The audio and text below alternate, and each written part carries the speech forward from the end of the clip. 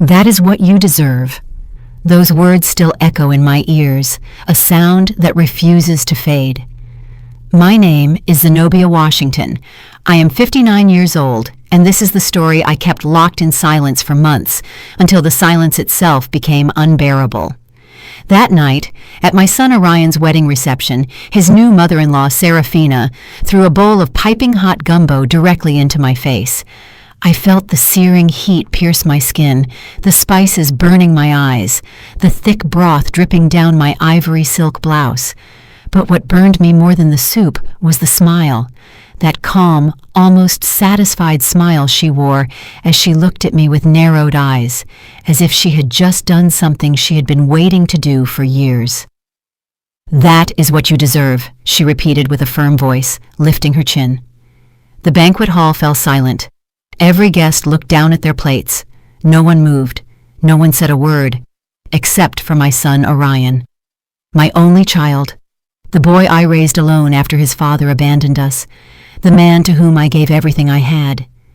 He sat there at the head table, arms crossed, and said in a deep voice, "She's right, Mama." I felt the floor open up beneath my feet. I didn't scream. I didn't cry. I didn't ask why. I simply took the linen napkin from my lap, wiped my burning face with all the dignity I had left, and stood up from my chair without making a sound. I walked toward the double doors with my back straight, even though, inside, every part of me was trembling. But before I left that building, I did something no one expected. I took my cell phone out of my clutch, dialed a number I had saved weeks ago, and said just 3 words. "It is time." Then I hung up. I closed the door softly behind me. No one followed me. No one asked anything.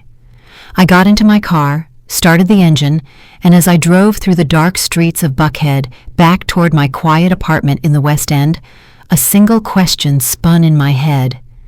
How did I get here? Because there was a time when Orion would hug me and say, "You're my hero, Mama." There was a time when I believed a son's love was forever. There was a time when I trusted. But that night, with my face burning and my heart broken, I understood something I never thought I'd have to learn. Sometimes the people we love the most are the ones who betray us the deepest, and sometimes silence is the only weapon we have left. What happened after that phone call is something they will never forget. But to understand why I did what I did, I must first tell you how it all started. How a mother who gave everything ended up humiliated in front of a room full of strangers. And how I discovered, too late, that my son was keeping a secret that would change everything. Sometimes we trust the wrong people too much. Have you ever been disappointed by someone you loved? Tell me your story in the comments. I want to read it. 3 years ago, my life was different. Not perfect, but mine. I lived in a spacious apartment in the West End of Atlanta with a balcony full of red geraniums and bougainvillea that I watered myself every morning. I had my routine: strong brewed coffee at 7, sweet potato pastries from Mr. Henderson's bakery on the corner, and then I would open my small, fine tailoring shop on the ground floor of the building. I wasn't rich, but I didn't need to be. After Orion's father left us when my son was barely 5 years old, I learned something that many women take decades to understand, that one can sustain an entire life with her own 2 hands without asking anyone for permission. I sewed wedding gowns, prom dresses, and embroidered blouses for church ladies who wanted to look elegant without shouting about their money. My hands knew every stitch, every hem, every secret a fabric keeps when you treat it with patience. Orion grew up seeing that. He saw me get up at 5 in the morning to finish an order. He saw me sew until my fingers bled. He saw me cry from exhaustion over the Singer machine that had belonged to my grandmother, and then dry my tears and keep going. "Mama, when I grow up, I'm going to work hard so you can rest," he would tell me with his big, serious eyes while I made him breakfast before school. And I believed him, because Orion was always a good boy, responsible, affectionate. He studied without me having to ask, got good grades. On Sundays, he helped me clean the shop and asked me things about fabrics, about colors, about how I knew which dress each client needed. "Because I listen to them, baby," I would tell him. "People always tell you what they need, even if they don't use words." He would nod thoughtfully and then go play basketball with the neighborhood kids. When he turned 18 and went to study business administration at Morehouse College, I felt that every sacrifice had been worth it.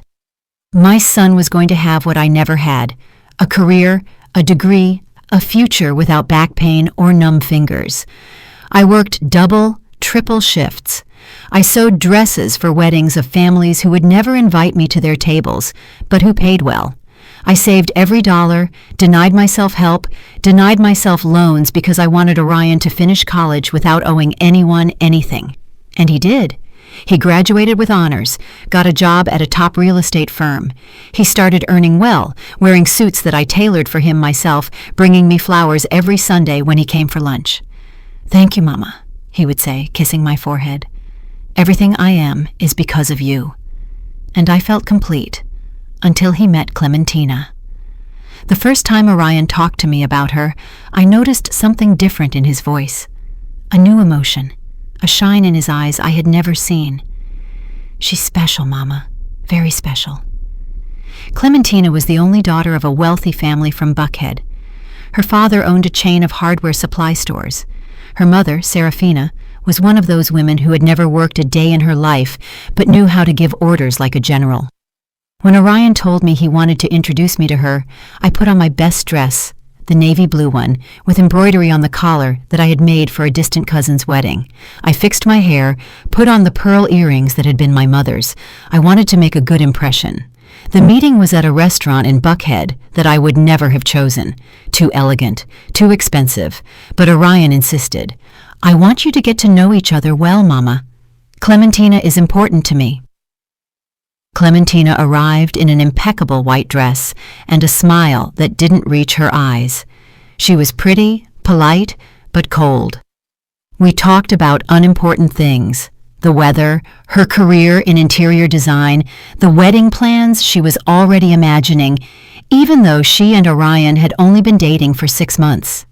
I smiled, nodded, asked all the right questions, but something in my stomach twisted when she said, "My mother is anxious to meet you, Miss Zenobia. I've told her so much about you." The way she said Miss Zenobia sounded strange, as if my name needed a title to exist in her world. Orion took my hand and squeezed it, as if telling me, "Everything is going to be fine, Mama." And I wanted to believe him, because back then I still believed that a son's love was stronger than anything else. I still believed that what we had built together, just the two of us for so many years, was unbreakable. I didn't know yet that some women view other women as enemies from the very first moment, and I didn't know yet that Serafina had already decided, long before meeting me, that I wasn't enough for her family. That afternoon, when we left the restaurant, Orion hugged me tight and said, "Clementina adored you, Mama." He told me this in the car. I smiled, but deep down, a small, cold voice whispered something I didn't want to hear. That girl is lying, and Serafina is too. 3 months later, they invited me to dinner at their house. That was when everything started to crack. Serafina's house in Buckhead was exactly as I imagined. Massive, cold, and full of things nobody needs. Crystal chandeliers, Persian rugs, oil paintings in gold frames, furniture that looked like it came straight out of a decor magazine, so perfect it was scary to dirty it just by looking. When Orion and I arrived that night, Serafina received us at the door with a smile that didn't reach her eyes. "Zenobia, how nice to see you," she said, giving me 2 air kisses without really touching my cheek. Come in, make yourself at home." But I didn't feel at home. I felt like an intruder. Clementina appeared from the staircase, radiant in a pale pink dress that probably cost more than 3 months of my rent. She greeted me with the same polite, empty smile as always. "Miss Zenobia, how nice you look." Again that Miss Zenobia, as if my name only existed with that prefix that made me feel old, foreign, from another world. Serafina's husband, Reginald, was a large man with a raspy voice who barely shook my hand before returning to his armchair in front of the television. He didn't say much all night, just grunted occasionally and drank scotch. Orion seemed happy, comfortable, as if that house were more his than our small apartment where he had grown up. That hurt me more than I wanted to admit. Dinner was served by a young housekeeper who went in and out of the kitchen without making a sound, eyes downcast. Serafina didn't even look at her when she asked for something. "More water, and bring the bread." I tried to smile at the girl when she served me. She gave me a quick, almost grateful look before disappearing again. The conversation during dinner was tense from the start. Serafina talked about her friends at the country club, the vacation they were planning to Hilton Head, the new SUV Reginald had bought. "Because one can't just drive around in anything, right, Zenobia?" she said with a light laugh. "One has to maintain a certain level." I nodded without knowing what to say. Clementina intervened, touching Orion's arm with a possessive gesture. "Mama, I already told Orion that when we get married, he has to think about a bigger car. That car he has is very modest." Orion laughed uncomfortably. "The car is fine, babe. It serves me well." "But we're going to have children, aren't we?" Clementina insisted with a sugary voice. "We need space, safety. Besides, my dad can help you with the down payment." I felt a knot in my stomach. My son had bought that car with his own money. I had watched him work hard to get it, and now this girl was talking about it as if it were an embarrassment. "I think Orion knows what is best for him," I said with a calm but firm voice. Serafina stared at me for the first time all night. "Of course, Zenobia. Orion is a very smart young man. That's why I'm sure he'll make the right decisions for his future, for his new family." The way she said, "his new family," was like a silent slap, as if I no longer formed part of that future. Orion said nothing, just kept eating with his head down, and I understood something terrible in that moment. My son was letting them push me aside. Serafina kept talking. "Now about the wedding. Clementina and I are already looking at churches. The wedding will be at the cathedral, of course. It's where my parents got married, my grandparents, the whole family. And the reception at the St. Regis. Nothing too ostentatious, but elegant. Because things must be done properly, right?" I nodded, feeling my throat close up. No one had asked me anything. No one had included me in these plans. It was as if my son's wedding didn't belong to me. "And what do you think, Zenobia?" Serafina asked suddenly with that fake smile. "Do you like the idea?" "It sounds beautiful," I said, forcing a smile. "The important thing is that Orion and Clementina are happy." "Exactly," she said, raising her wine glass. "The important thing is that they are happy and that they start well, without burdens." Without burdens. The word hung in the air like poison. Clementina got up to go to the bathroom. Reginald fell asleep in his armchair, and Serafina took that moment to lean toward me, her voice low but clear. "Zenobia, you seem like a reasonable woman, so I'm going to be direct with you.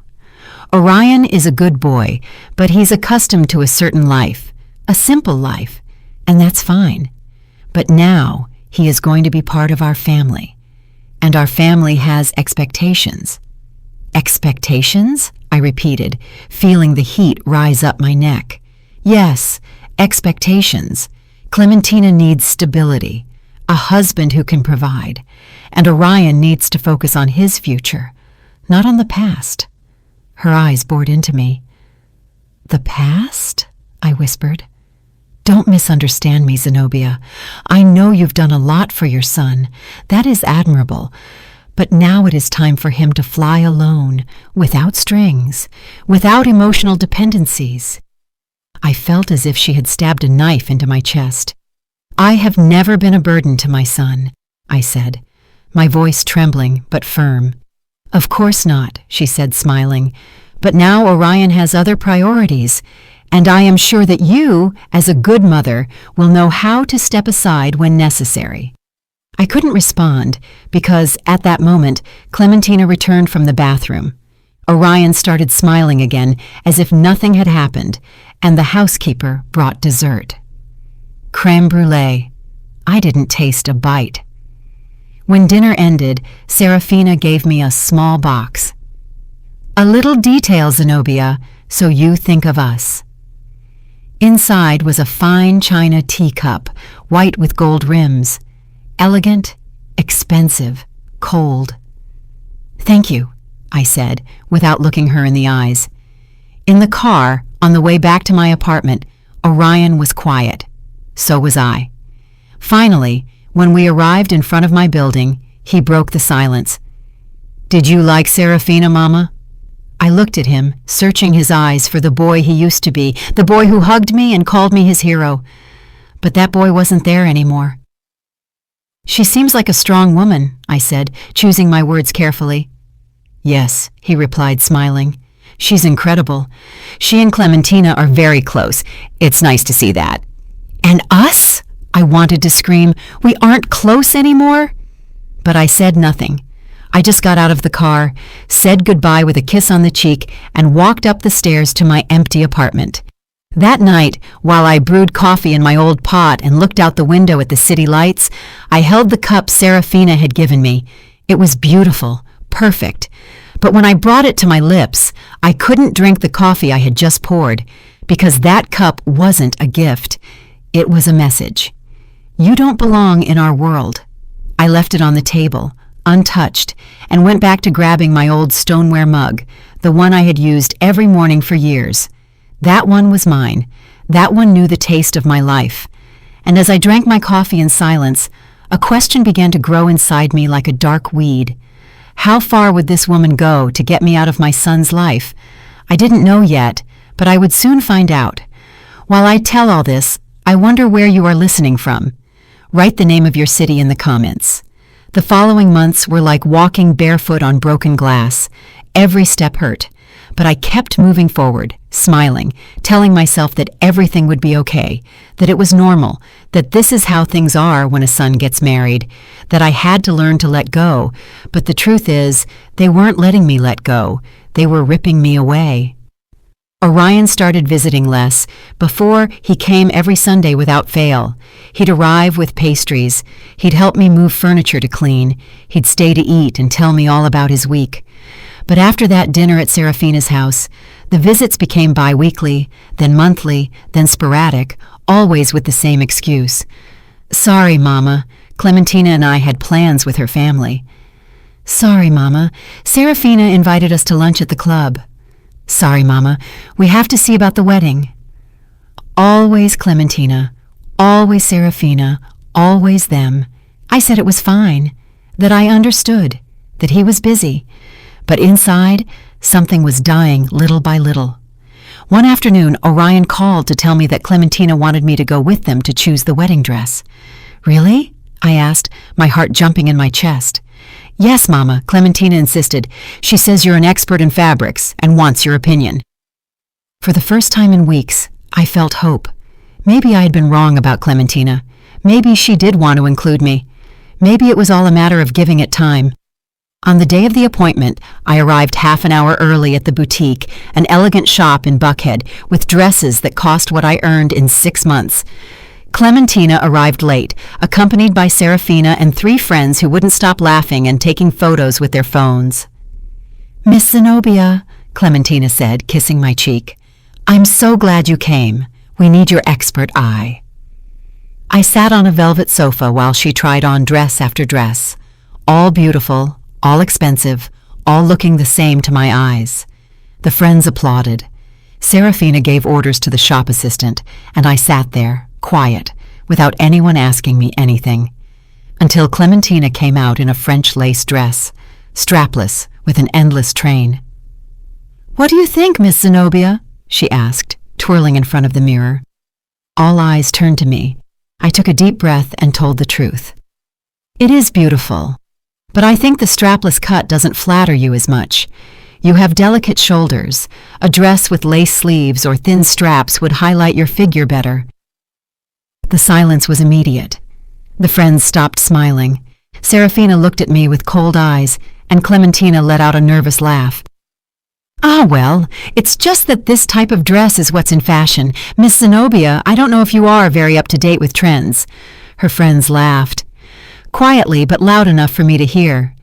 Serafina stood up and put a hand on Clementina's shoulder. My baby, you look spectacular in everything. Don't worry, this dress is perfect. We're taking it.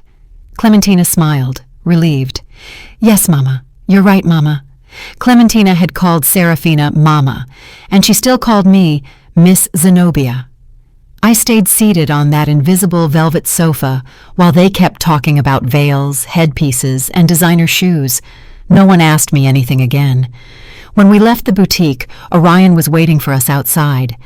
Clementina ran to him and showed him photos of the dress. Isn't it true I'm going to look precious, love? You're going to be the most beautiful bride in the world, he said, kissing her. I hung back, clutching my purse, feeling like a shadow. Orion finally saw me. How did it go, Mama? Did you like the dress? It's lovely, I said, forcing a smile. Thank you for coming. I know this is important to Clementina and to you, I wanted to shout. It's not important to you that I'm here. But I just nodded. Of course, baby. That's what I'm here for. Serafina approached, took Orion by the arm, and said in a soft voice, Orion, will you join us for lunch? We have to talk about the final wedding details. Of course, Serafina. Mama is coming too, right? Clementina asked, looking at me with that polite, empty smile. Before I could answer, Serafina said, Oh no, my dear. Surely Zenobia is tired. Besides, we are going to talk about very specific organizational things. We don't want to bore her. Orion said nothing. He didn't defend me, didn't insist, didn't say, My mother is coming with us. He just said goodbye with a kiss on the cheek and left with them. I stood on the sidewalk watching them walk away, and for the first time I cried in public. Not much, just a few quick tears that I wiped with the back of my hand before anyone saw me. I took the bus back to my apartment. I didn't want to spend money on an Uber. When I got home, I made coffee in my stoneware mug, the same one as always, the one that knew the taste of my life. The china cup Serafina had given me was still on the table, untouched, gathering dust. I looked at it for a long time, and something inside me whispered, This isn't going to get better. It's only going to get worse. But I didn't want to listen because I still believed that a son's love was stronger than any external influence.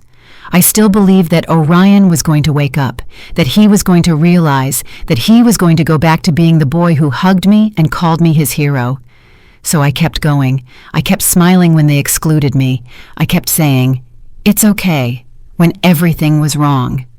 I kept swallowing the pain so as not to be a problem, so as not to be a burden, so as not to fulfill the prophecy Serafina had planted in my son's mind. Your mother is going to suffocate you if you don't distance yourself. 2 weeks later, Orion invited me to dinner. Just the two of us, like before. I was so excited I arrived half an hour early at the restaurant. I had dressed with care. I wore a burgundy dress that I had sewn myself, with discreet embroidery on the collar. I wanted my son to feel proud of me, but when he arrived, he wasn't alone. Clementina was with him. Sorry, Mama. Clementina wanted to join us. I hope you don't mind. Of course not, I lied. Throughout dinner, Clementina talked non-stop about the wedding, about the honeymoon they were planning in Bora Bora, about the condo her father was going to give them as a wedding gift. It's in Buckhead, Miss Zenobia. 3 bedrooms, 2 full baths, and a terrace with an incredible view. My dad says it's important to start well. Orion looked happy. I just smiled.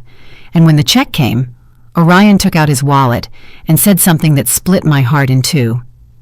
Mama, can you lend me $2,000? I spent a lot this month on wedding stuff, and I'm a little tight.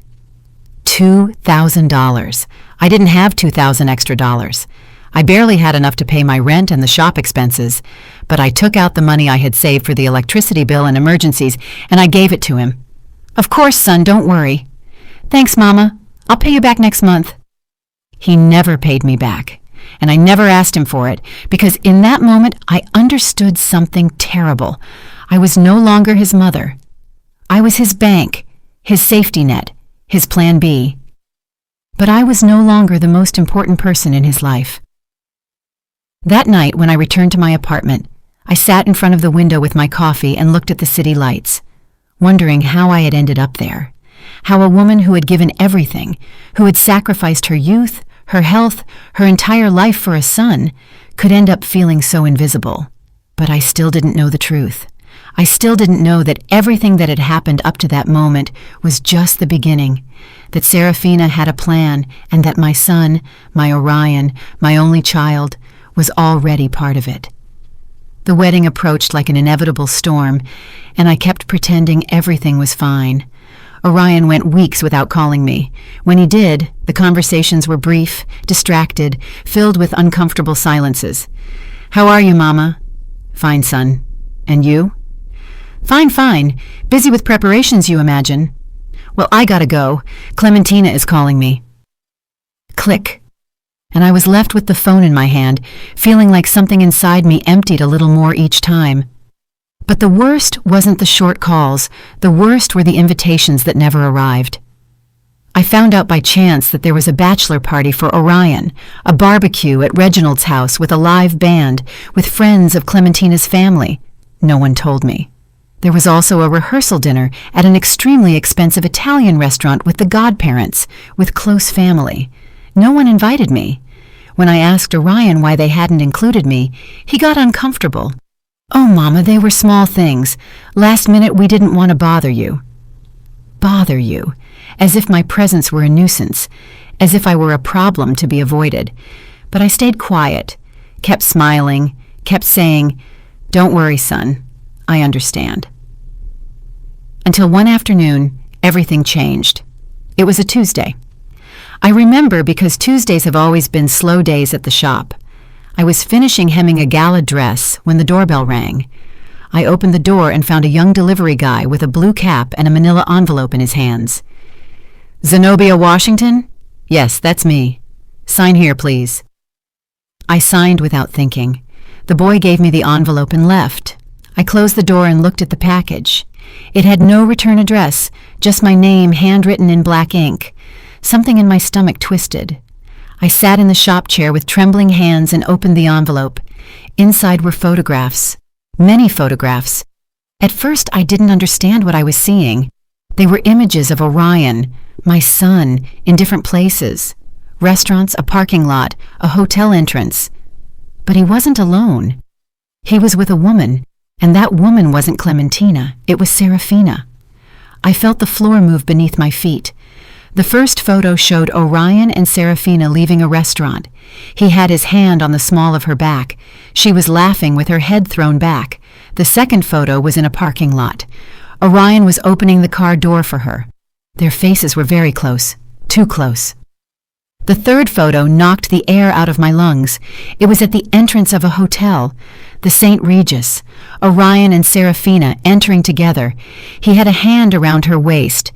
She was looking at him with a smile I had never seen on her. An intimate smile, a smile of a woman who knows a man's body. I dropped the photographs to the floor. My hands were shaking so much I couldn't hold them. My heart was beating so hard I felt it was going to burst. No, this cannot be real. I picked up the photos with clumsy fingers. I looked at them again and again, looking for some logical explanation. Maybe it was a business lunch. Maybe Serafina needed help with something. Maybe... But there were more photos. Orion kissing Serafina's cheek, too close to her lips. Serafina adjusting Orion's tie with her hands on his chest. Both of them entering an apartment, an address I didn't know. And the last photo, the one that made me let out a moan I didn't know I had inside.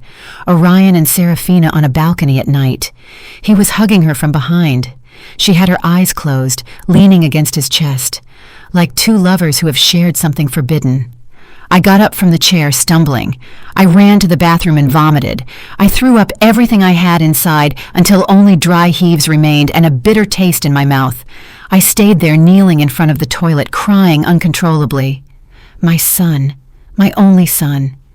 The boy I raised alone. The boy to whom I gave everything. The boy who called me his hero. He was having an affair with his fiancée's mother, with a woman 20 years his senior, with the woman who had humiliated me time and time again, and suddenly everything made sense. That's why Serafina hated me so much. That's why she had wanted me out of Orion's life from the beginning. It wasn't because I was poor or simple or from another world. It was because I was her rival. The true mother, the one who knew Orion from before, the one who could see what she had made of him. And that's why Orion had abandoned me. Not for Clementina, for Serafina, for that woman who had seduced him, manipulated him, turned him into her toy. I stayed on the bathroom floor for who knows how long, crying, shaking, feeling everything I thought I knew about my life crumble. When I finally managed to get up, I washed my face with cold water and returned to the shop. The photographs were still there, scattered on the chair. I picked them up one by one with hands that no longer trembled because the shock was giving way to something else. Something cold, something hard, something I didn't know existed inside me. I put the photos back in the envelope and sat in front of my sewing machine, looking at the black thread hanging from the needle. I thought about all the times Serafina had humiliated me. I thought about all the times Orion had ignored me. I thought about the wedding approaching, about Clementina, that poor girl who had no idea her fiancé was sleeping with her own mother. And I thought about me, about the woman who had worked until she bled to give her son a better life, the woman who had swallowed insults and scorn without saying a word, the woman who had believed a son's love was forever. That woman was dead, and in her place stood someone new, someone who was no longer going to stay silent. I took my phone and dialed a number I had saved months ago when a client had told me about a private investigator who had helped her discover her husband's infidelity. "Good afternoon. This is Zenobia Washington. I need your services." The voice on the other end was professional, neutral. "Tell me how I can help you, Ms. Washington." "I need more information, more proof, dates, places, everything you can get on two people, their names, Orion Washington and Serafina Vance." There was a pause. "Any relationship between them?" "Yes," I said, with a voice that no longer trembled.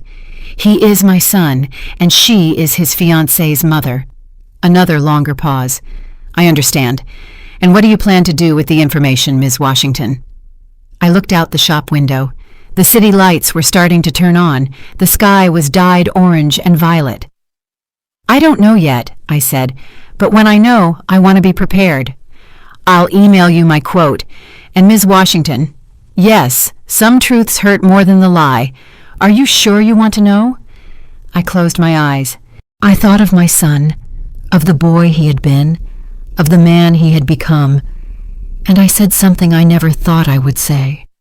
It no longer matters what hurts. I need the truth.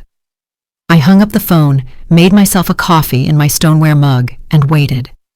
Because now I knew that the wedding wasn't the end of this story. It was just the beginning, and I was no longer going to be the silent victim. I was going to be the woman who knew, the woman who waited, the woman who, at the right moment, would make a single phone call and everything would crumble. Have you also kept a painful secret? Have you discovered something that changed everything you thought you knew? Tell me in the comments. The private investigator's name was Booker Hughes. He was a man of about 50, ordinary-looking, with glasses and a calm voice that inspired confidence. We met in a discreet coffee shop in Decatur, far from anywhere anyone might recognize me. He brought me a thick manila folder full of papers, photographs, and reports. "Ms. Washington," he said calmly, "I found what you asked for, but before I show you, I need you to take a deep breath." "I already know what I'm going to see," I said with my hands clasped on the table. "No," he replied, looking me in the eyes. "Believe me, you don't know." He opened the folder, and my world finished breaking. The first photos were similar to the ones I had received in the anonymous envelope. Orion and Serafina in restaurants, hotels, in an apartment in Midtown that, according to the investigator, she had rented specifically for their encounters. "This apartment is leased to a shell company," Booker explained, "but I traced the payments. They all come from Serafina Vance's personal account." I felt nauseous again, but I forced myself to keep looking. There were hotel records. The St. Regis, the Four Seasons, Ritz-Carlton, rooms booked in her name, but security cameras showed both entering together. "Since when?" I asked, with a voice I barely recognized as mine. Booker turned several pages and pointed to a date. "The first record I found is from 1.5 years ago." 1.5 years.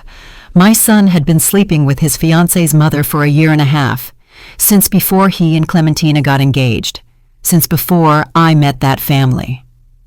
"There's more," Booker said with a grave tone.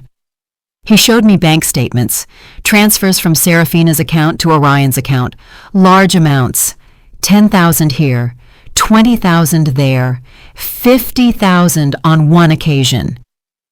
"What is this?" I whispered. "Payments," Booker said. "Your son is receiving money from her regularly." The word hung in the air like poison. Payments. My son wasn't just having an affair with that woman. He was letting her keep him. "Is there anything else?" "Yes," Booker continued, "and this is the most delicate part." He took out another set of documents. "I investigated the finances of Mr. Reginald Vance, Serafina's husband. He is bankrupt. The hardware chain that is supposedly so successful is on the verge of collapse. He has debts with several banks, and the house in Buckhead has 3 mortgages." I sat in silence, processing. "So, it's all a lie?" I asked. "The wealth, the money, the status, it's a facade," Booker confirmed. "A very well-constructed facade, but it's falling apart, and I think Serafina knows it. That's why she's using her daughter." "Using Clementina? How?" Booker took out more papers. Clementina inherited a considerable fortune from her maternal grandmother 2 years ago, close to $4 or $5 million in property and bank accounts, but that money is in a trust that can only be touched under certain conditions. "What conditions?" "That Clementina gets married. Once married, she has full access to that inheritance, and if something were to happen to Clementina while married, the money automatically passes to her spouse." I felt the air escape my lungs. "Orion," I whispered. "Exactly," Booker said. "If Orion marries Clementina and something happens to her, he inherits everything. And considering the relationship he has with Serafina—" He didn't finish the sentence. He didn't have to.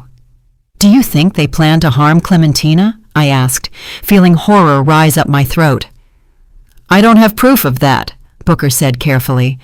"But I do have proof that Serafina is a very controlling, very ambitious, and very desperate woman. And your son, Ms. Washington, forgive me for saying it this way, your son is completely under her control." I closed my eyes. I thought of my Orion, of the boy who hugged me, of the young man who graduated with honors, of the man I thought I had raised. At what moment had he become this? At what moment had he stopped being my son and become the puppet of an unscrupulous woman? "There is one last thing," Booker said, "and it is the most important." He took out an audio recording, a small device. "I managed to place a microphone in the Midtown apartment. It's illegal, I know, but I thought you needed to hear this." He pressed the play button, and I heard my son's voice. "What if Clementina finds out?" It was Orion. He sounded nervous. Then Serafina's voice, soft, manipulative, maternal, and seductive at the same time. "She won't find out, my love. Clementina is foolish. She only sees what she wants to see." "But when we get married, how are we going to continue this?" Orion listened to me well. A pause. Sounds I didn't want to imagine.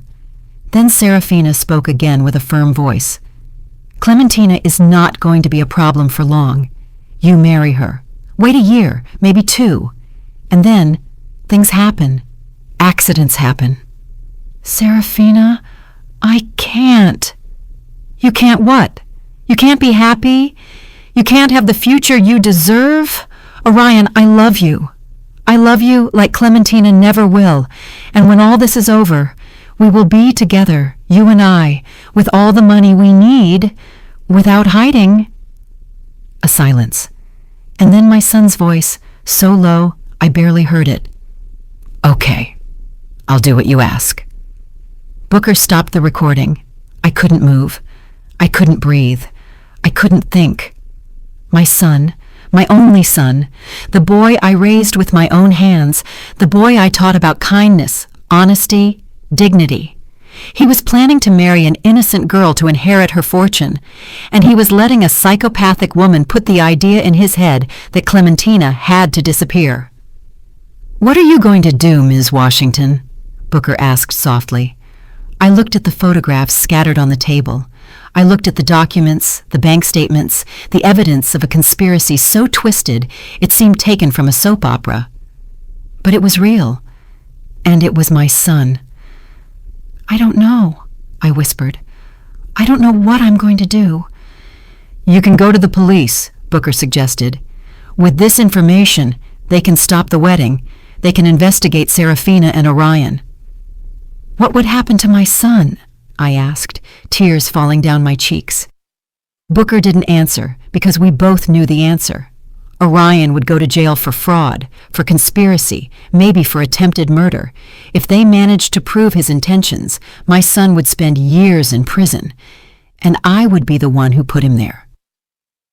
"Think about it," Booker said, "and when you decide what to do, call me. I'll be available." He gave me his card, paid for the coffee, and left. I stayed sitting in that coffee shop for hours with the folder in my hands, feeling everything that had been my life turning into ash. I thought about going to the police. I thought about talking to Clementina, warning her, saving her. I thought about confronting Orion, shouting at him, asking him how he could have become this. But I did none of that, because I needed something more than just justice. I needed Orion to see, to understand, to feel the weight of what he had done. I needed Serafina to lose everything she had gained with her manipulations, and I needed to do it in a way that no one could say I was the villain, because I wasn't going to be the mother who destroyed her son. I was going to be the mother who let him destroy himself. And then, when he was at the bottom, when he had lost everything, maybe, just maybe, he would remember who I was and what he had been before that woman poisoned him. I took the folder, put it in my purse, and left the coffee shop with my back straight and my head held high. The wedding was in 2 weeks, and I had a plan that started with a simple acceptance.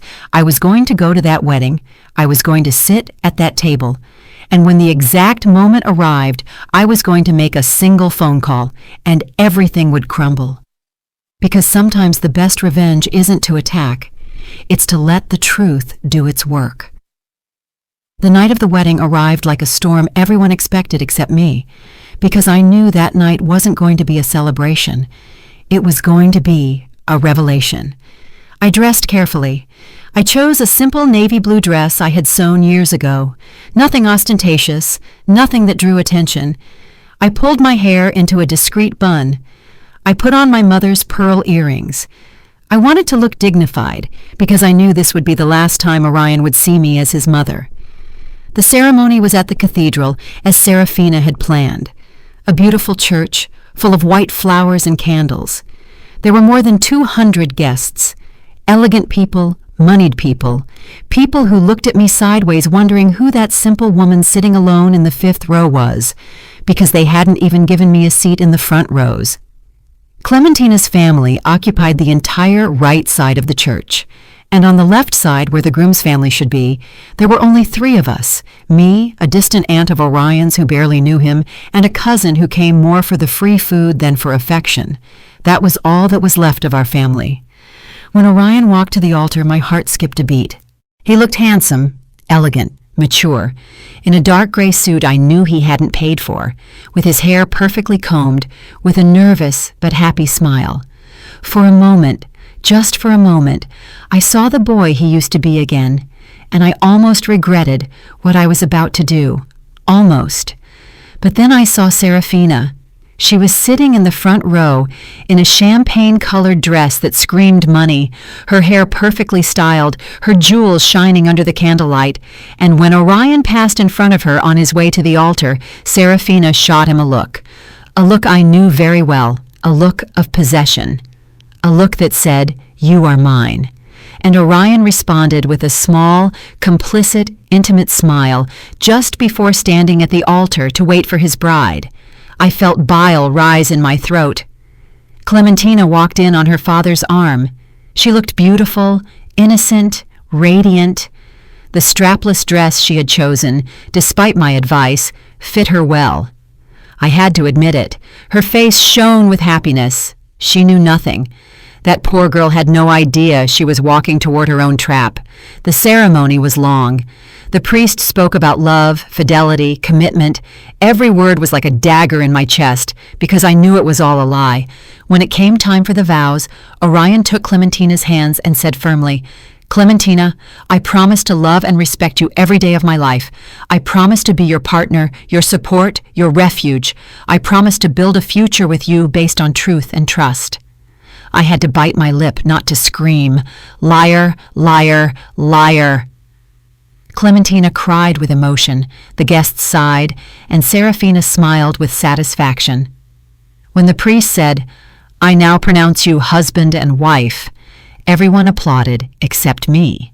I just watched them, Orion kissing Clementina, Serafina wiping a fake tear, Reginald dozing in his seat, and I knew the moment had come.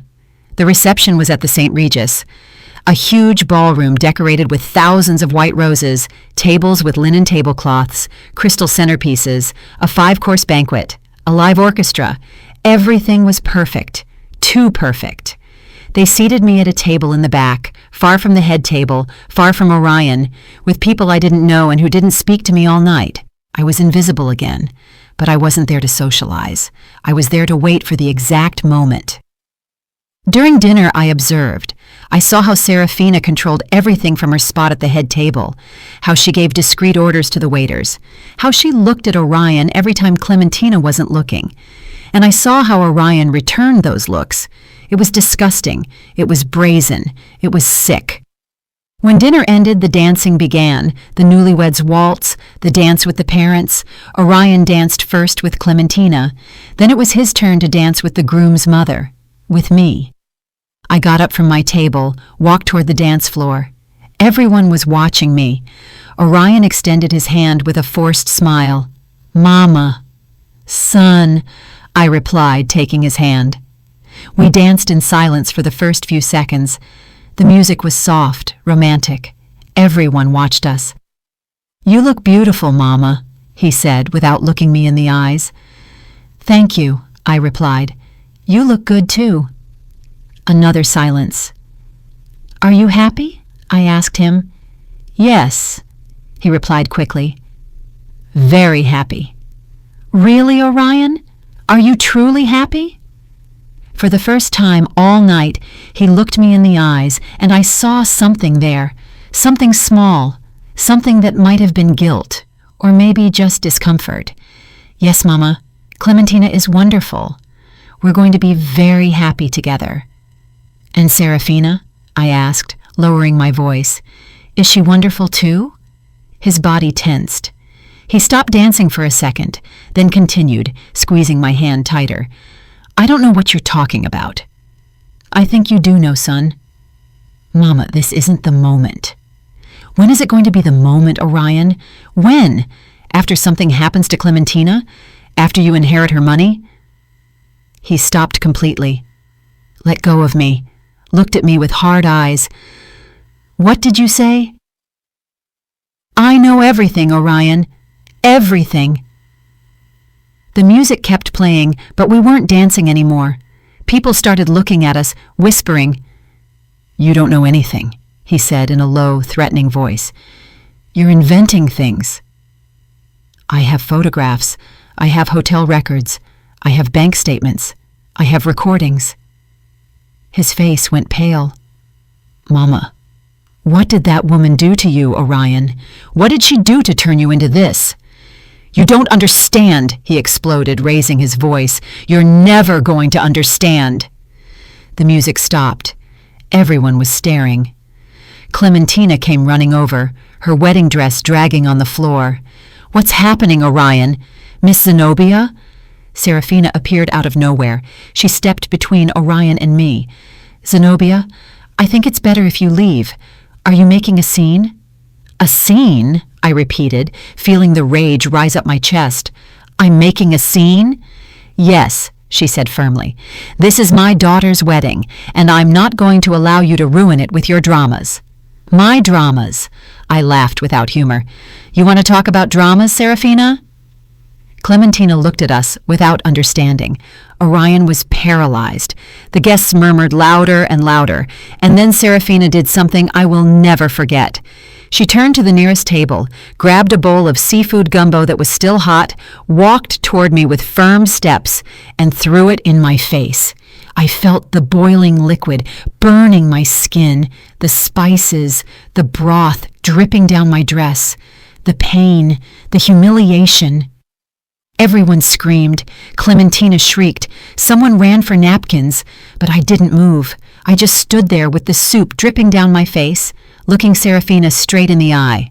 She smiled, that calm smile, that satisfied smile, and said clearly so everyone could hear, "That is what you deserve." The room fell into complete silence. And then Orion, my son, my only son, the boy I had raised alone, crossed his arms and said, "She's right, Mama." Those words cut me deeper than any knife. Clementina was crying, the guests were whispering, Reginald was still asleep in his chair, and I just took a napkin from the nearest table and wiped my burning face with all the dignity I had left. Then I walked toward the exit of the ballroom with my back straight, without running, without crying, without giving them the satisfaction of seeing me destroyed. But before leaving, I took my phone out of my purse, dialed the number I had saved, and said just 3 words. "It is time." I hung up, left the hall, got into my car, and as I drove through the dark streets toward my apartment, with my face burning and my heart broken into 1,000 pieces, I smiled, because the call I had just made wasn't to the police. It was to someone else, someone who was going to change everything, and they would never forget it. I still ask myself if I did the right thing. What would you have done in my place? I arrived at my apartment with my dress ruined and my soul even more ruined. But I didn't cry. I had no tears left. I took off the soup-soaked dress and threw it in the trash. I never wanted to see it again. I took a long shower, letting the hot water clean my skin, which still stung. When I got out, I put on my old cotton pajamas, the ones with holes in the elbows, the ones I had worn for years, the ones that were mine and no one else's. I made coffee in my stoneware mug, the same one as always, and sat in front of the window to wait, because I knew the call I had made was going to have consequences, consequences that would start that very night. The person I had called wasn't the police. It wasn't a lawyer. It wasn't anyone who could put my son in jail. It was someone much more powerful than all that. It was Clementina's grandfather, Cornelius Estrada, Clementina's mother's father, the man who had left those millions in trust for his granddaughter. An 82-year-old man, a widower, a retired businessman. One of those men who built empires with their own hands and who didn't tolerate lies or betrayal. I had met him months ago at one of the few family gatherings I had been invited to. It was a casual lunch at Serafina's house. I was quiet in my corner, invisible as always, when Cornelius sat next to me. "You're the boy's mother, right?" he asked with a raspy but kind voice. "Yes, sir, I'm Zenobia." "Zenobia," he repeated, testing my name. "Pretty name. And what do you do, Zenobia?" "I have a sewing shop. I make dresses, alterations." "Ah, you work with your hands like me. I like that. People who work with their hands have soul." We talked through the whole lunch. He told me about his life, how he started selling tools out of a truck and ended up owning a hardware chain across the Southeast, how he had worked 14 hours a day for 50 years, how he had been widowed 10 years ago and still missed his wife every morning. "My daughter Serafina doesn't visit me much," he said with sadness. "She says I'm old, that I smell old, that my house is full of junk." "I'm sure she loves you very much," I said, trying to be kind. "No," he replied with brutal honesty. "My daughter loves me for my money, but I don't have money anymore. I left it all to my granddaughter Clementina, because she does visit me. She does hug me. She still has a heart." He gave me his card that day. "If you ever need anything, Zenobia, call me. I like people who work with their hands." I kept that card in my wallet, and 3 weeks after receiving the photographs, I called him.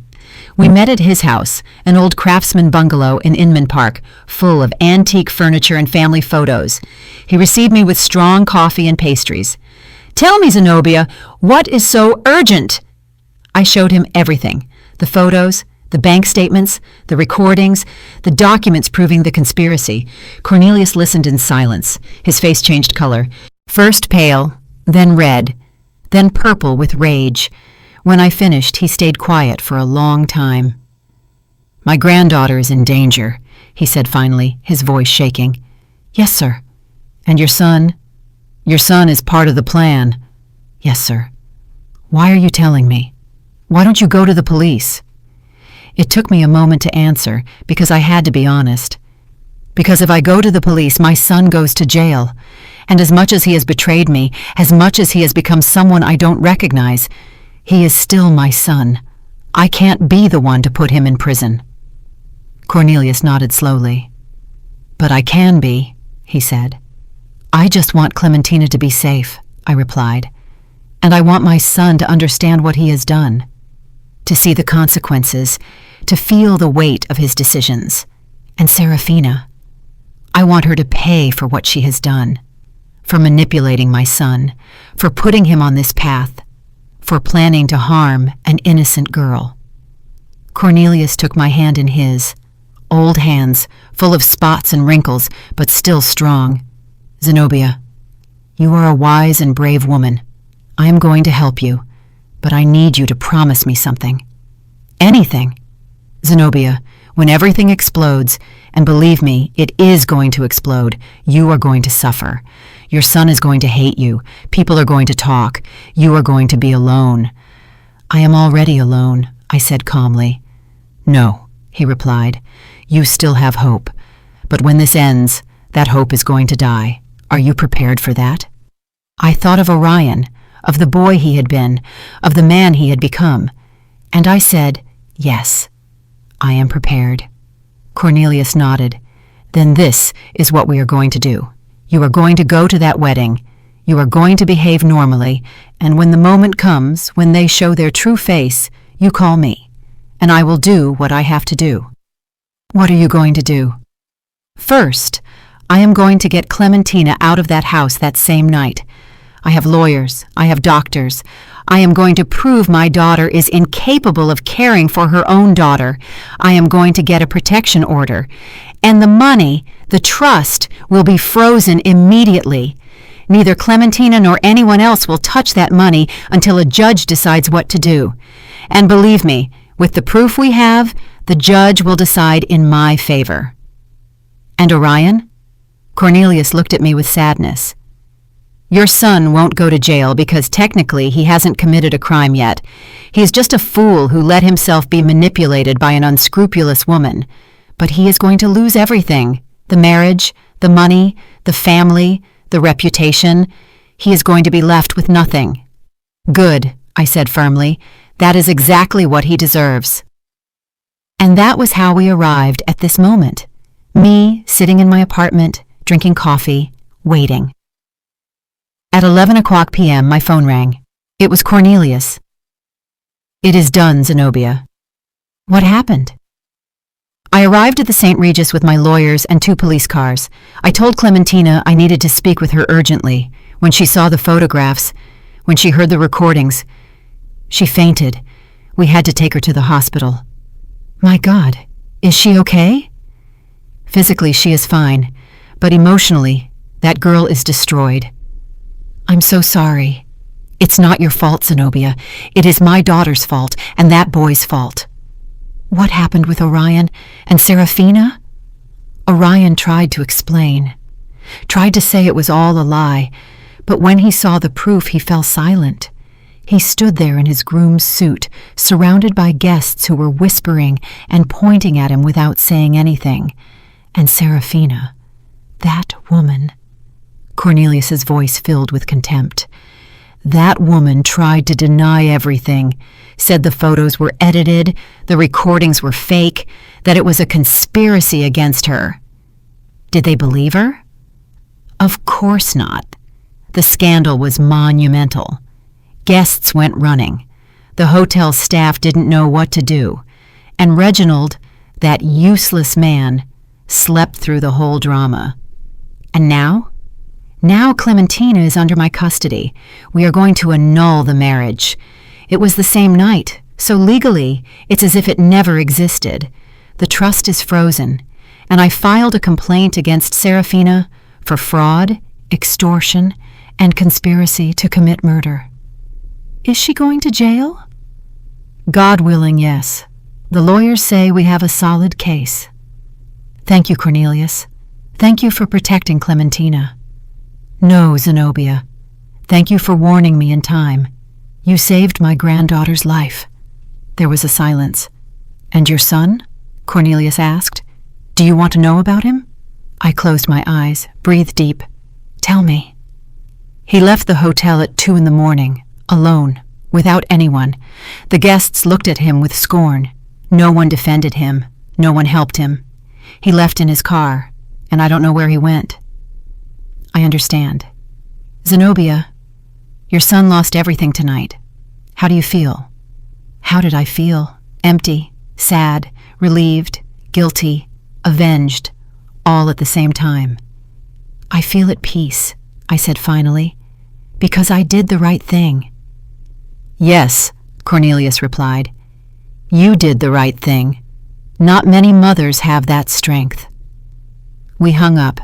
I sat in front of the window with my empty stoneware mug in my hands. Outside, the city was still alive. Lights, noise, people living their lives. And I was here alone. But with a clear conscience, because it hadn't been revenge. What I sought was justice.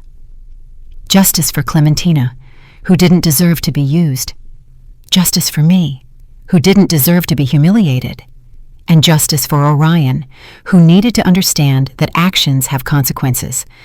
I hadn't put him in jail, but I had left him with nothing. Without money, without family, without reputation. And maybe, just maybe, when he hit rock bottom, when he lost everything, when he was completely alone, he would remember who I was, and what he had been before Serafina's poison corrupted him. That night I slept deeply, for the first time in months, without nightmares, without anguish, without that knot in my stomach that had accompanied me since I received those first photographs, because I had done what I had to do, not with rage, not with a thirst for vengeance, but with the cold clarity of one who understands that sometimes the greatest love you can give someone is to let them face the consequences of their own decisions, even if that means watching them fall, even if that means losing them forever. The days after the wedding were strange, silent, as if the world had stopped. I heard nothing from Orion for a week. He didn't call, he didn't write, he didn't come looking for me. And I didn't look for him either, because I knew he needed time to understand what had happened, to process the magnitude of what he had lost. And I needed time to heal. Cornelius called me every 2 days to tell me how things were going. Clementina was in intensive therapy, not psychiatric, but emotional. She had fallen into a deep depression after discovering the man she had married was having an affair with her own mother. It's too big a betrayal, Cornelius told me, too twisted.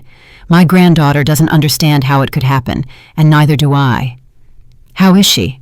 Fragile, very fragile, but she is 18. She is young. She will heal. With time, she will heal. The scandal spread like gunpowder through the whole city. Social media exploded. Someone had recorded part of the confrontation at the St. Regis and uploaded it to the internet. The video went viral in hours. Orion leaving the hotel alone, his suit rumpled, his face undone, Serafina screaming at Cornelius's lawyers, Clementina being taken out on a stretcher. People commented, speculated, invented theories. Some said Orion was a victim, that Serafina had seduced and manipulated him. Others said he was an opportunist, a fortune hunter, a man without morals. The truth, as always, was somewhere in the middle. Orion wasn't completely innocent, but he wasn't completely guilty either. He was a weak man who had made terrible decisions because he didn't have the courage to say no. By the second week, Cornelius gave me more news. The DA accepted the complaint against Serafina. They are going to investigate her formally for fraud and conspiracy. How likely is it she goes to jail? With the proof we have? Very likely. The recordings are enough. The lawyers say she could face between 8 and 15 years. 15 years. Serafina, the woman who had humiliated me, who had manipulated my son, who had planned to harm her own daughter to keep her money, was going to pay. And Reginald? I asked. That poor man knew nothing. He's a drunk who has been disconnected from his family for years. The investigators confirmed he had nothing to do with the plan, but now he is alone. His wife is on her way to jail, his daughter hates him, and his business is bankrupt. Is he going to lose the house? Already lost it. The bank foreclosed last week. Now he is living in a rented room in Decatur on a miserable pension. I didn't feel pity for him, because Reginald had eyes. He had ears. He had been there in that house for years, watching his wife destroy lives, and he had done nothing. Sometimes complicity is as guilty as the action. In the third week, Orion finally sought me out. He arrived at my apartment at 8 at night without warning. He knocked on the door with soft blows. When I opened it, I almost didn't recognize him. He had a beard of several days, deep circles under his eyes, wrinkled clothes, unkempt hair. He had lost weight. He looked destroyed. "Mama," he said with a broken voice. I stood in the doorway without moving. "What do you want, Orion?" "I need to talk to you.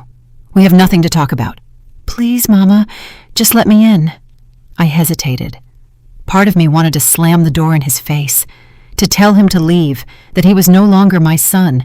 But another part, that part that had carried that boy in my arms, that had sung him lullabies, that had cleaned his scraped knees, that part couldn't say no. I let him in. He sat on the chair in the shop, the same chair where I had received the first photographs, where everything had started to break. "Do you want coffee?" I asked out of pure habit. "No, thanks." I sat across from him, waited. Orion took a long time to speak. When he finally did, his voice was barely a whisper. "I'm sorry, Mama." "What are you sorry for?" "Everything. Everything I did. Everything I did to you." "And Clementina? Are you sorry for her too?" He nodded, tears falling down his cheeks. "Yes, especially for her. I didn't want to hurt her. I never wanted to." "But you did," I interrupted with a cold voice. "You planned to marry her to steal her inheritance. I heard the recording, Orion. I know what you said. It wasn't me talking. It was Serafina." "Are you going to blame Serafina for your decisions?" "She manipulated me, Mama. She made me believe that I was worth nothing without her, that you had raised me to be mediocre, that I deserved more." Every word was like a dagger. "And you believed her?" "Yes," he whispered. "I believed her." "Why, Orion? Why did you believe her and not me?" "Because she gave me what you never could." "Money, right?" "Well, yes, but not only that. She gave me attention. She made me feel important. She made me feel like I was special." "I made you feel special too." "No, Mama, you made me feel guilty." I stared at him. "Every time I came to visit you, I saw your small apartment, your old clothes, your tired hands, and I felt guilty for having more than you. Serafina never made me feel guilty. Serafina told me I deserved everything I had." I stayed silent, processing his words, and I understood something terrible. My son hadn't left me out of malice. He had left me because he couldn't stand remembering where he came from, because I was the mirror of his poverty, of his humble origins, of everything he wanted to forget. And Serafina had offered him an exit, a way to become someone new, someone important, someone who didn't have a seamstress mother reminding him of his roots. You know what is the saddest thing about all this, Orion? I said finally. That I never made you feel guilty. You just felt guilty because you knew deep down that you had abandoned me. I know. I'm a bear. I know, Mama. And I am so sorry. Where have you been these weeks? Cheap hotels, spending the little I had left. I lost my job. No one wants to hire me. My name is all over social media. I'm a laughingstock. And the house Reginald was going to give you? Never existed. It was all a lie. The hardware stores are bankrupt. The house in Buckhead is foreclosed. There was no money, only debt. And Serafina is in jail awaiting trial. Her lawyers say she's going to be sentenced to 10 to 15 years. Good, I said without remorse. Orion looked at me with red eyes. Don't you feel anything for her? Should I? That woman destroyed her own daughter. She corrupted you. She humiliated me. She planned a murder. Why should I feel anything for her? Because I loved her. Those words pierced me. No, Orion. You didn't love Serafina. You were obsessed with what she represented. Power, money, status. But that is not love. Maybe you're right. We sat in silence for a long time. Finally, Orion asked what he had come to ask. Can I stay here, Mama? Just for a few days? Until I find a job? Until I can— No, I said firmly. Mama, please. I have nowhere to go.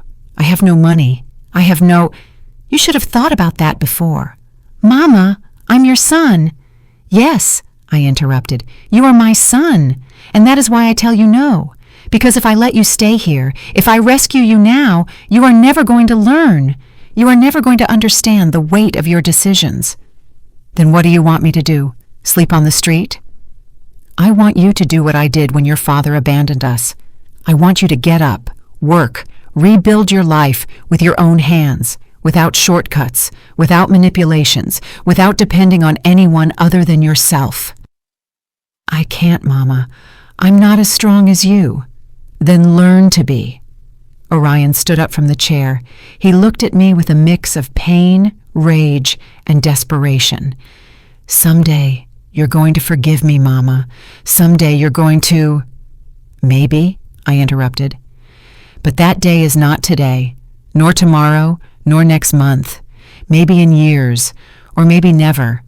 That depends on you, on who you decide to be from now on.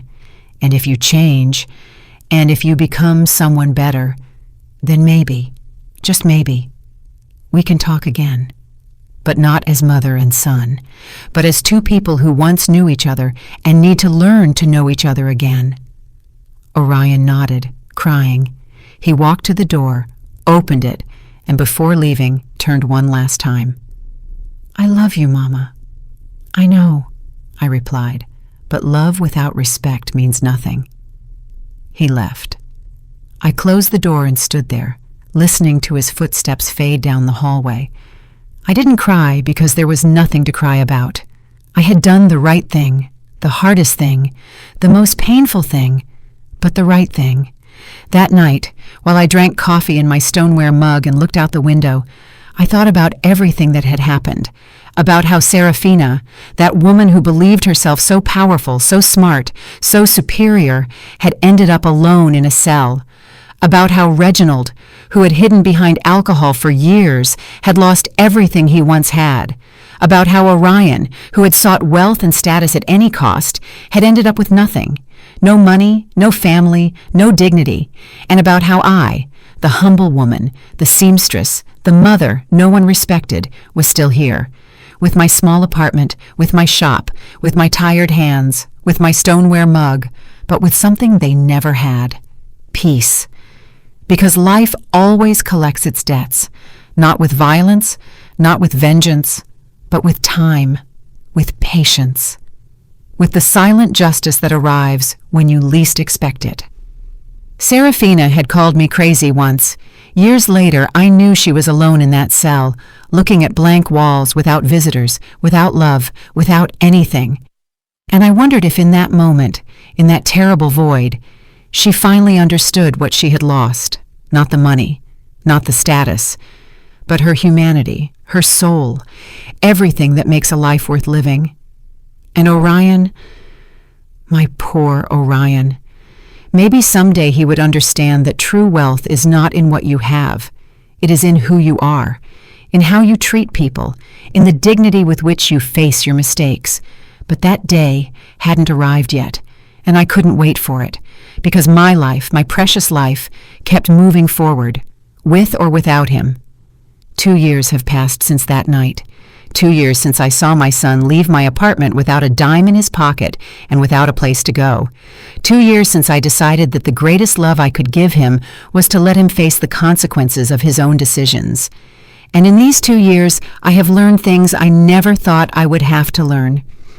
I have learned that silence can be more powerful than 1,000 words, that dignity is not negotiated, that forgiveness does not mean forgetting, and that sometimes letting go of someone you love is the bravest act you can do.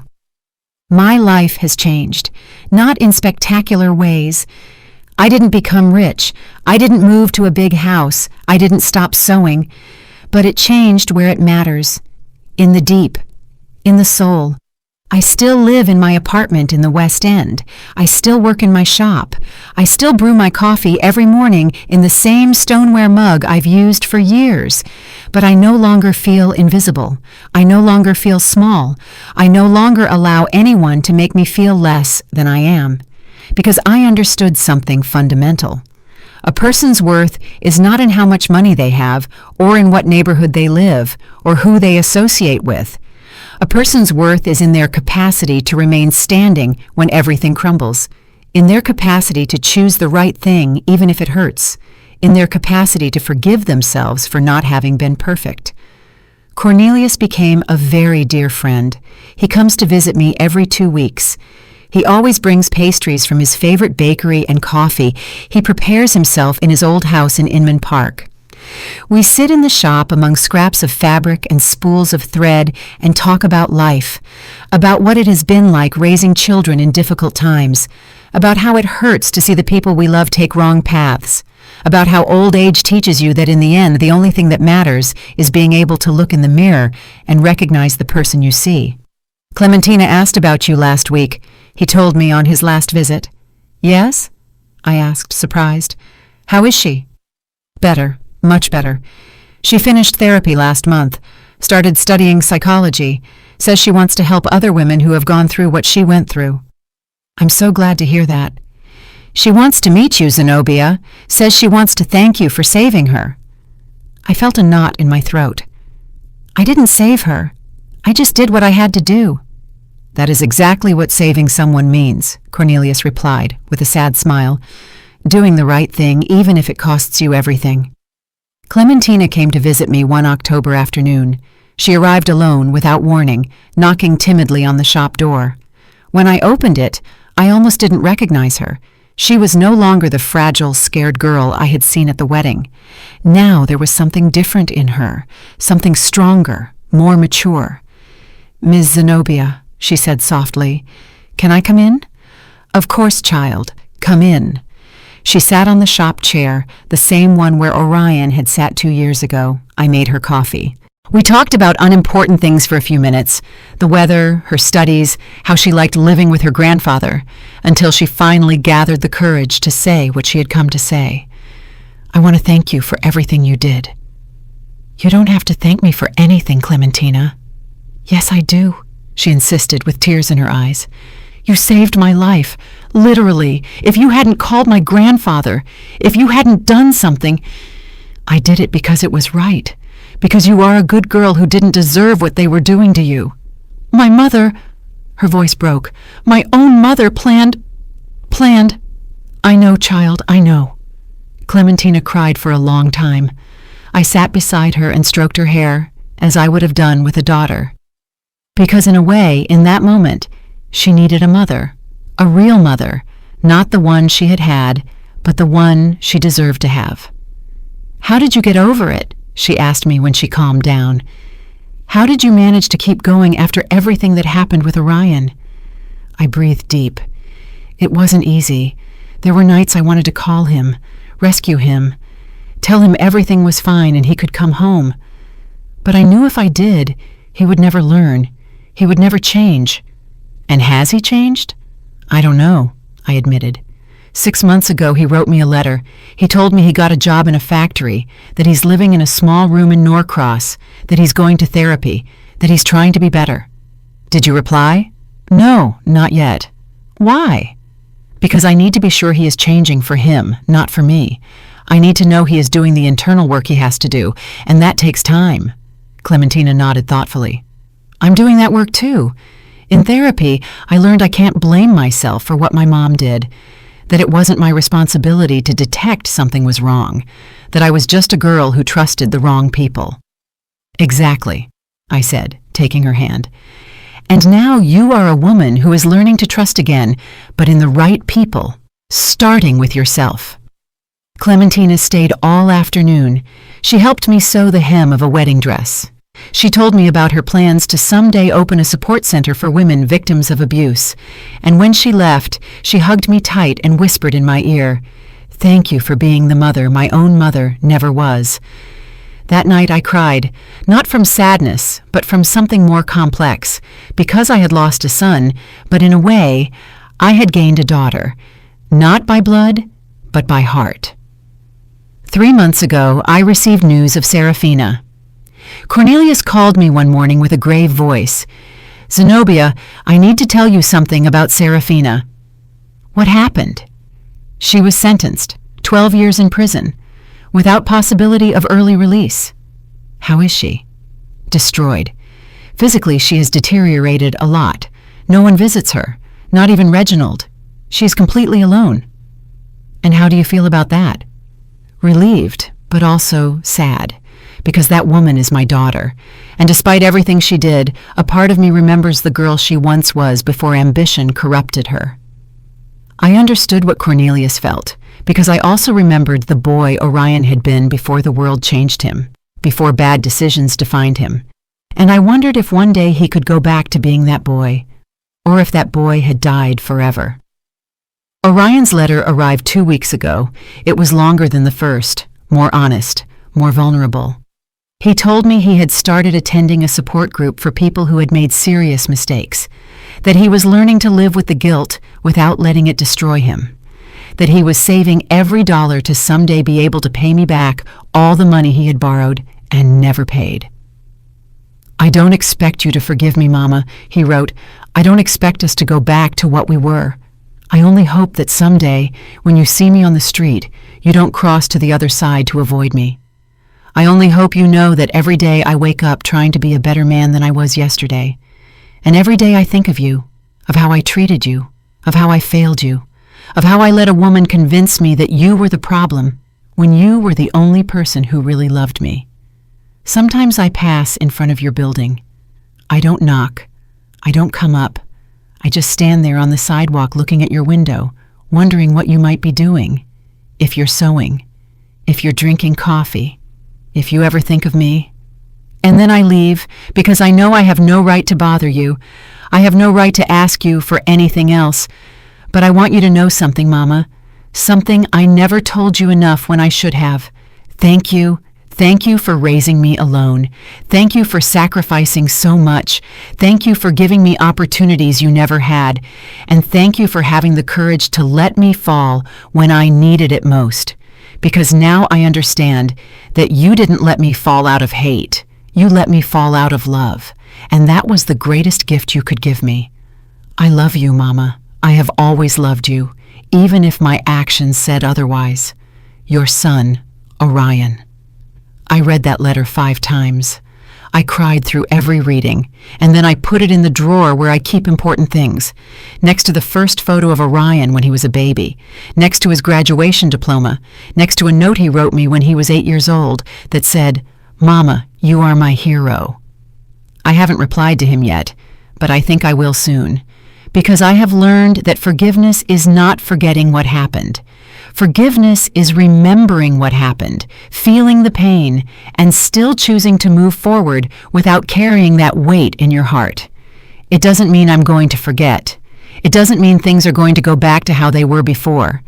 But it means I am ready to build something new, something different, a relationship based not on what we were, but on what we can be. Last night I had a dream. I dreamed I was sitting in my shop sewing when they knocked on the door. I opened it, and it was Orion. But not the Orion of now, nor the Orion who betrayed me. It was the boy, my boy, with his big eyes and his innocent smile. "Mama," he told me, "I lost my way, but I think I found it again." And I hugged him and cried and said, "Welcome home, my son." When I woke up, I had tears on my cheeks, and I knew that dream was a sign. Not that everything was resolved, but that I was ready to start healing, to start forgiving, not just Orion, but myself, for not having been the perfect mother, for not having protected him from everything, for not having seen the signs sooner. Because the truth is that none of us is perfect. We all make mistakes. We all hurt people we love. We all get lost at some point. But what defines us is not the mistakes we make, it is what we do after. If we learn, if we grow, if we get up, or if we stay there on the ground blaming others for our fall. This morning, while I prepared my coffee in my stoneware mug, I looked out the window and saw the streets of Atlanta filling with people. People in a hurry, people with problems, people with dreams, people with pain. And I understood that we are all part of the same story, a story of mistakes and redemptions, of falls and risings, of losses and findings. And my story, this story I have told you, is just one more among millions. But it is mine, and I am proud of it. Because I survived, because I didn't break, because I maintained my dignity when everything around me crumbled, and because I learned that true strength is not in never falling, it is in getting up every time you fall. Now I am 61 years old, 2 years older than when this story began, and I feel I have lived an entire lifetime in these 2 years. I keep sewing wedding dresses for girls who dream of eternal love, and every time I sew, I think of Clementina, in her strapless dress, in how that day she thought she was starting the best stage of her life, and I pray that someday, when she is ready, she finds a real love, a love that sees her, that respects her, that values her, not for her money, not for her last name, but for who she is. And I pray for Orion, because despite everything, he is still my son. And a mother never stops praying for her children, even if they have hurt her, even if they have betrayed her, even if they have made her cry until she ran out of tears. A mother's love has no limits, but now I know it shouldn't have conditions that allow abuse either. Love must be firm, honest, brave. Love must tell the truth even if it hurts. It must set limits even if it costs. It must let go even if it wants to hold on. Because only then, with that difficult and brave love, can we help the people we love to become the best they can be. If my story helps a single woman open her eyes, if it helps a single mother understand that loving doesn't mean permitting, if it helps a single person choose dignity over comfort, then it will all have been worth it. Every tear, every pain, every sleepless night, every difficult decision, everything. Because this story isn't just mine. It belongs to all the women who have been humiliated and have chosen to stand up, to all the mothers who have had to let go of their children to save them, to all the people who have faced betrayals and chosen forgiveness without forgetting. This story is for you who are listening to me, for you who maybe are going through something similar, for you who don't know if you're going to be able to survive the pain you feel today. I want you to know something. Yes, you can. You are going to be able to, because you are stronger than you think, because you have more courage than you imagine, and because pain, however terrible it may be, doesn't last forever. Time cures everything. It doesn't erase it, but it cures it. And one day, maybe months or years later, you are going to wake up and you are going to realize that breathing doesn't hurt as much anymore, that thinking about what happened doesn't destroy you anymore, that you can remember without bleeding, and that day you are going to understand that you survived, that you won, not because you destroyed the one who hurt you, but because you didn't let them destroy you. I close this story with the same stoneware mug in my hands, the one that has accompanied me for years, the one that knows the taste of my coffee on difficult mornings, the one that has held tears and hopes, the one that has never failed me.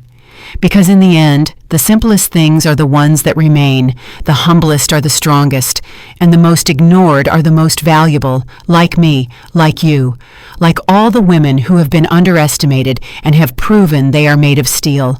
Thank you for listening until the end. Thank you for allowing me to share my story with you.